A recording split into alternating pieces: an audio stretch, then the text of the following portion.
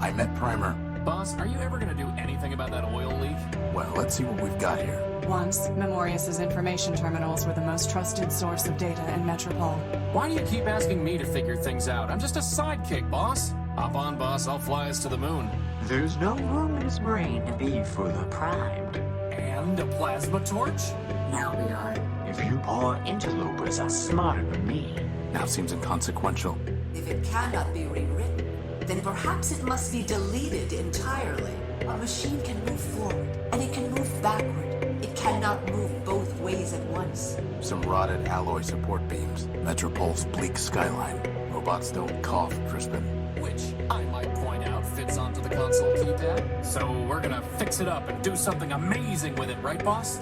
I have nothing to say to her. Maybe there's another way to go about this, boss. Leopold's UI is another example of the way in which we use the UIs to let the player have a much more tactile experience. Obviously, you could trade with Leopold off a list, maybe even through the dialogue system, but in this case you get to actually look at what's in his box, and it gives a sense that he's a guy who trades in junk far beyond the items that you need. It's another case of us trying to make the world seem larger than Horatio's quest. In fact, initially we had planned for the interface to be much more elaborate.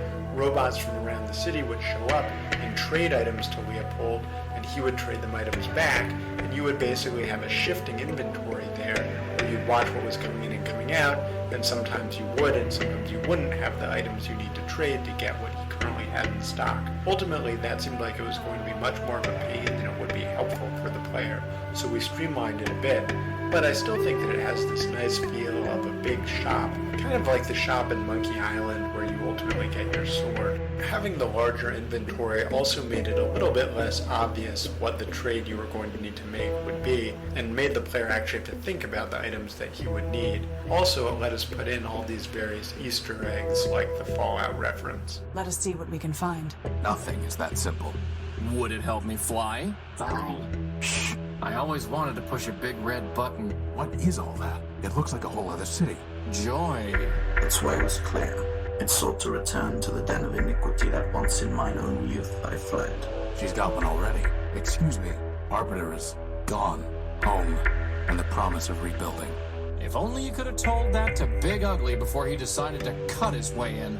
I guess that makes two birds. Justice. Otherwise, get with the program. If I were free of this city, I would never return. Too bad we only have one record. Bye, Horatio. Here we go again. I cannot build new power sources or find the supplies the city needs. Now I ask again, by what right are you called for him? That's one way to describe it. No reason to go smashing things. Keep going. I despise Metromind. That's the lamest explanation ever.